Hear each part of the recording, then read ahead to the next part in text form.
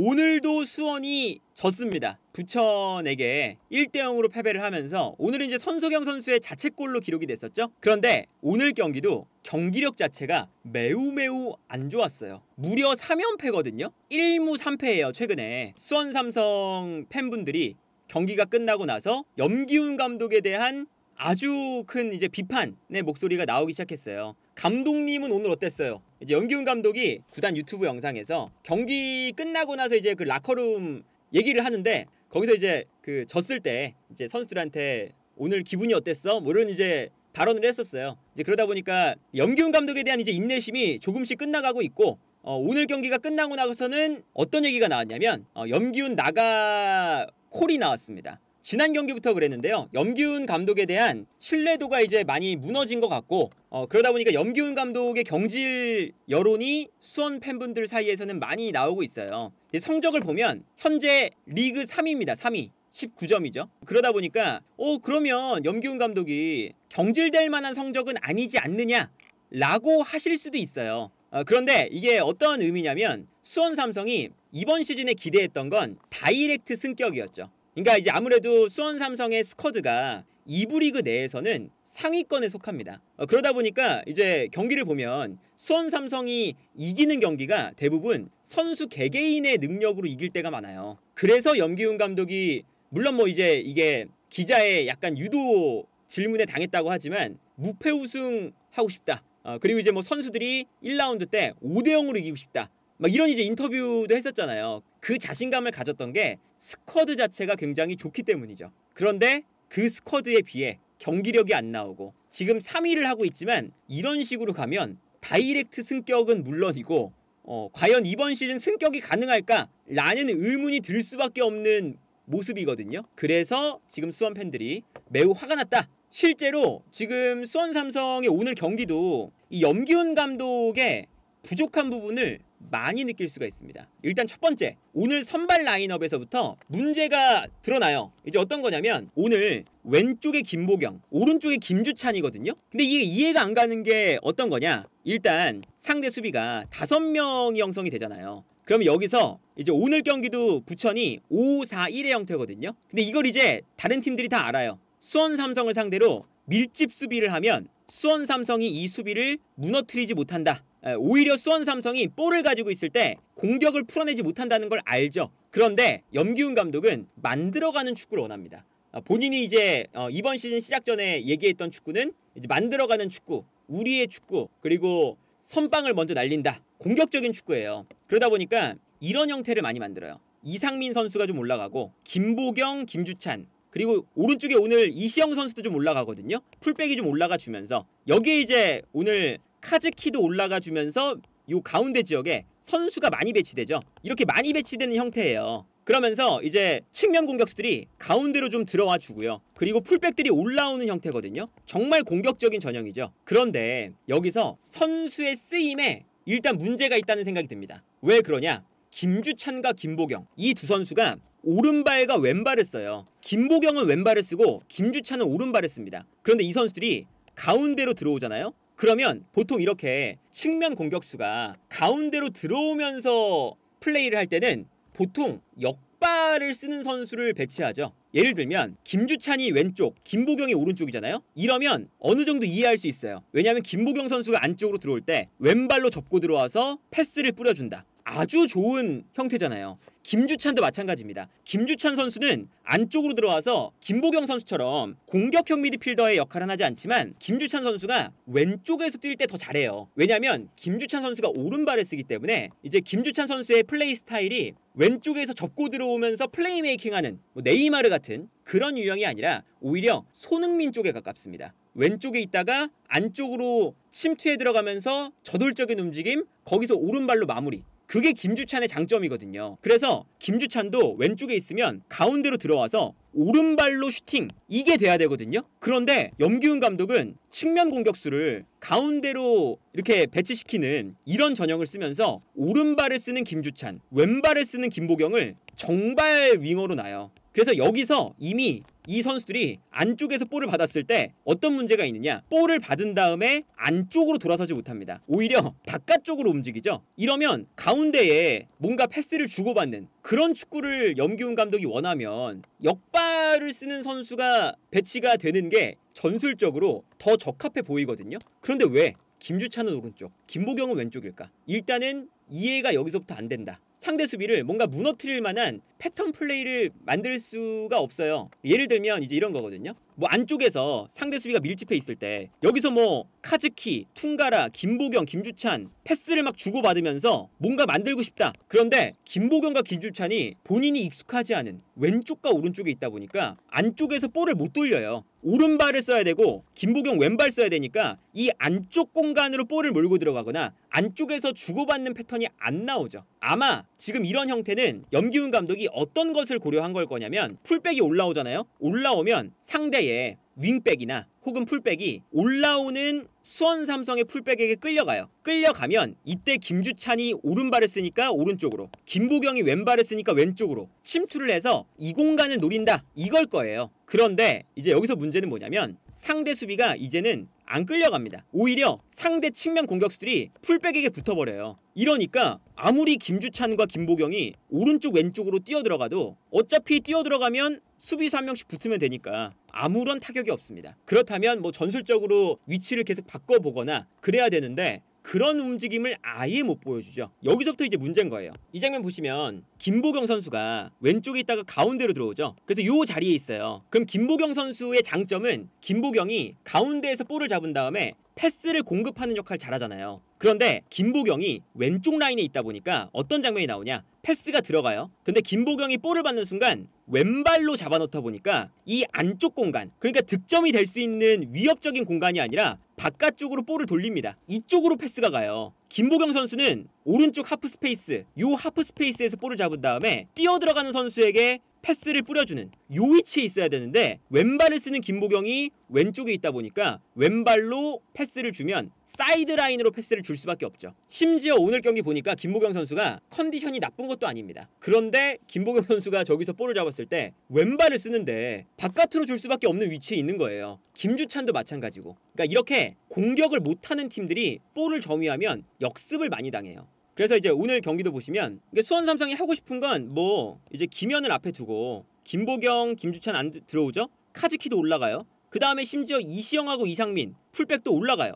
본인이 생각하는 건 이렇게 측면을 넓게 쓰면서 가운데에 많은 선수를 두는 아주 공격적인 축구인데, 여기서 만들어가는 게 안 되니까 아까 말씀드린 것처럼 김보경이 왼발인데 접고 들어오고 김주찬은 오른발인데 오른쪽에 접고 들어오고 이게 안 맞잖아요. 그러니까 여기서 뺏겨요. 뺏기면 공격 숫자가 많으니까 요 가운데 공간이 넓게 열리죠. 역습을 당하는 거죠. 턴오버가 많이 나오니까. 근데 턴오버가 나왔을 때 역습에 대비하려면 수비 라인이 앞쪽에 확실히 올라와서 간격을 좁히고, 요 간격을 좁혀서 공격 숫자를 늘리면 모르겠는데 수비 라인은 수비 라인대로 안 올라와요. 그리고 심지어 때에 따라서 이종성 선수도 공격적으로 올라갑니다. 이러니까 간격은 멀어져요. 그래서 오늘 요 라인 사이에서 어떤 선수가 정말 활약을 많이 했냐면 바사니가 활약을 많이 했습니다. 바사니. 이 바사니가 어떤 선수냐, 지난 시즌 수원 삼성에서 있다가 활약이 좋지 않다고 방출을 당한 선수죠. 근데 오늘 경기 보시면 본인들이 간격 유지가 안 되니까 턴오버 나온 다음에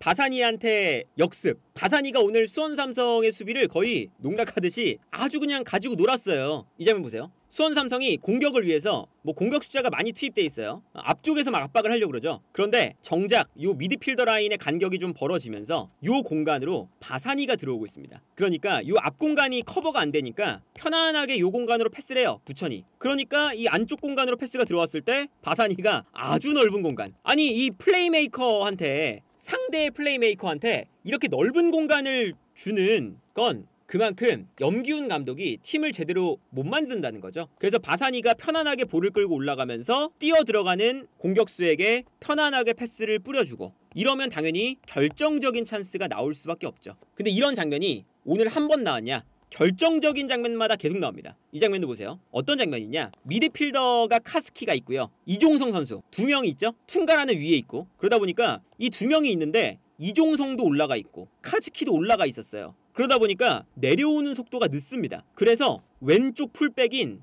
이상민 선수가 가운데로 들어와서 이제 바사니를 막는 거거든요. 근데 여기서 이미 수비 라인을 보호하는 미드필더가 없으니까 바사니가 안쪽으로 들어오면서 편안하게 볼을 가지고 접고 들어갈 수가 있습니다. 최소한 이제 이종성 선수, 이 선수 정도는 여기 있는 게 아니라 이쯤에 있어서 바사니가 가운데로 들어왔을 때 앞쪽에서 가로막는 걸 해줘야죠. 그런데 바사니가 가운데로 들어올 때 안쪽에 아무도 없으니까 이상민이 따라 들어오지만 그냥 편안하게 가운데로 볼을 몰고 들어갈 수가 있는 거예요. 그래서 바사니가 편안하게 그냥 볼을 몰고 들어갑니다. 그 다음에 뛰어 들어가는 이제 루페타에게 또다시 결정적인 스루 패스를 찔러주죠. 아무도 막질 않죠? 요 안쪽 공간에서. 여기서 막아주는 선수가 없는 거예요. 여기서. 그래서 편안하게 이제 루페타한테 연결되고 바로 1대1 찬스가 나옵니다. 그러니까 백동규 선수가 무리하게 태클을 하면서 여기서 이제 퇴장을 당하죠. 이 모습이 나온다는 게 사실은 선수들이 분명히 많아 보이거든요. 여기 많아 보이는데 이 선수들의 동선을 보면 다 뒤로 내려오고 있어요.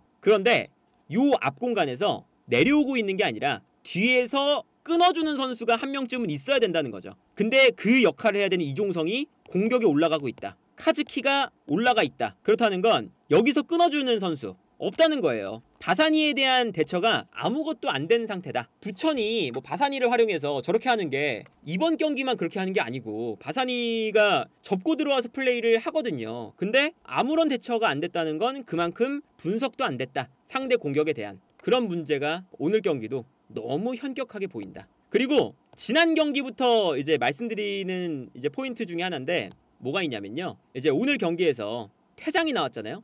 이 퇴장이 나오면서 이제 어떤 교체를 가져갔냐면 백동규가 퇴장당했죠. 퇴장당하니까 백동규 선수가 나가고 그 다음에 카즈키를 빼고 장호익을 넣습니다. 그래서 다시 포백이 되죠. 그래서 이종성 선수가 남았어요. 가운데. 그리고 여기에 더해서 김보경을 빼고 여기에 이제 김보경 대신에 유재호 미드필더를 한 명 넣습니다. 어느 정도 밸런스를 찾으려고 하죠. 그리고 본인들이 실점을 하니까 여기에 더해서 요 이종성 선수를 빼고 앞쪽에 뮬리치를 넣습니다. 그리고 퉁가라를 빼고 손석용을 넣어요. 그러니까 4명의 공격수와 4명의 수비수, 미드필더 1명 이런 전술을 썼어요. 오늘. 물론 여기서 이제 뭐 손석용 선수가 내려와 주기도 하고 하지만 그냥 앞쪽에 4명의 선수를 그냥 붙여놓고 중원 삭제를 한 거예요.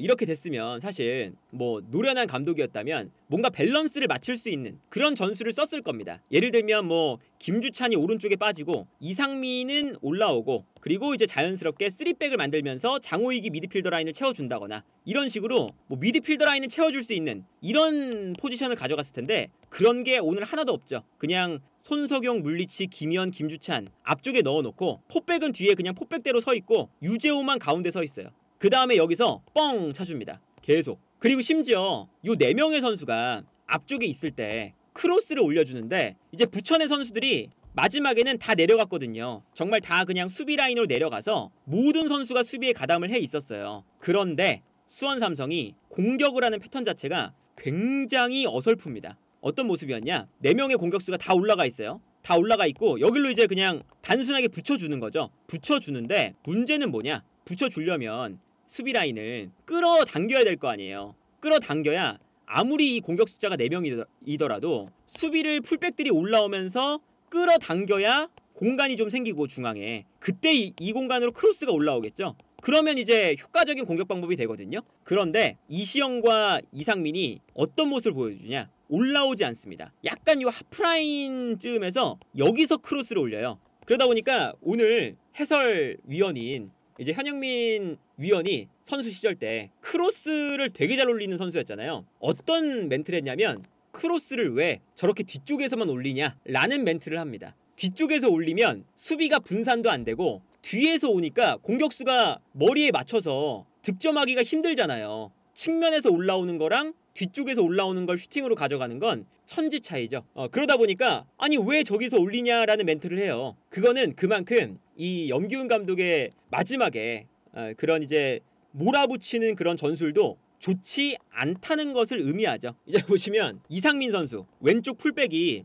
여기 있어요. 패스가 이상민한테 가고 여기서 이상민 선수가 올리거든요. 근데 여기서 멀리 떨어진 곳에서 올리니까 위협적인 위치도 아니잖아요. 그래서 부천 선수들이 올라오지도 않고 그냥 뒤로 내려갑니다. 그러면 이 공간으로 그냥 크로스를 올렸을 때 위협적인 크로스가 될 것이냐? 당연히 안 되죠. 이 모여있는 곳으로 그냥 뻥 때려놨을 때 정확도도 떨어지고 여기서 슈팅을 이어갈 수도 없고 이제 수원 삼성의 공격 패턴은 여기서 뭐냐면 올려주면 여기서 떨어뜨려주고 슈팅을 한다 이거였어요. 근데 이것만 하면 사실은 아무도 이제 안 속죠. 박스 가운데로 붙여주는 이 크로스가 나오면 이 박스 안에서는 어떻게 될지 모르잖아요. 한 번의 터치로 슈팅을 할 수가 있는데 멀리서 크로스가 올라오면 슈팅으로 가져갈 수가 없으니까 떨어뜨려주고 한 번의 과정이 더 추가가 되는 거예요. 근데 늘상 이런 크로스를 고집합니다. 아마 이런 거를 이제 의도한 거예요. 이 장면이 딱 보이죠? 4명의 포백, 4명의 공격수, 미드필더 1명, 풀백들이 안 올라와요. 안 올라오고 그냥 뒤에서 뻥 찹니다.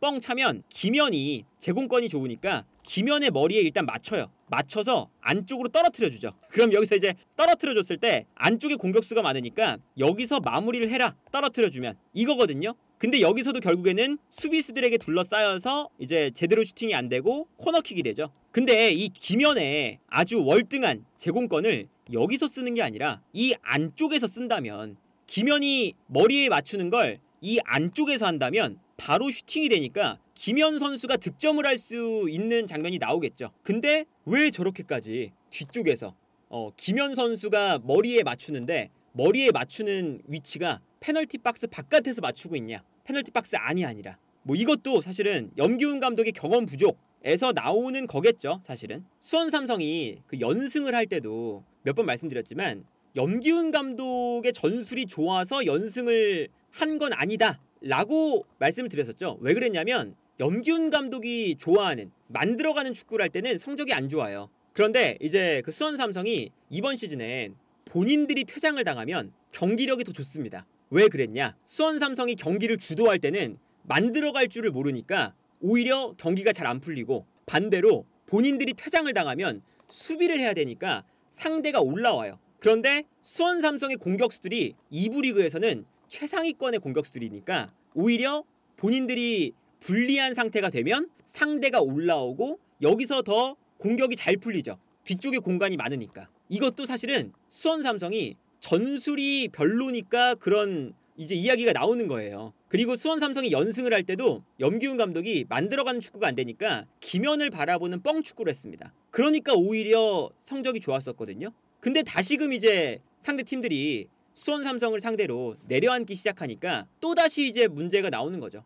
만들어가는 축구를 못하고 턴오버가 나오고 역습당하고. 그래서 염기훈 감독의 한계가 이런 곳에서 이제 느껴지는 거다. 그래서 오늘 경기도 수원 삼성이 졌고 물론 뭐 이제 감독이 바뀔지 안 바뀔지 모르겠지만 이렇게 염기훈 감독 수원 삼성에서 오랫동안 뛰었던 팬들에게는 좋은 추억으로 남아있는 이 레전드를 이렇게까지 팬 입장에서 싫어해야 되느냐 이런 고민도 좀 들지 않을까 싶네요. 그래서 2부 리그에서도 일단은 쉽지 않다. 수원 삼성은.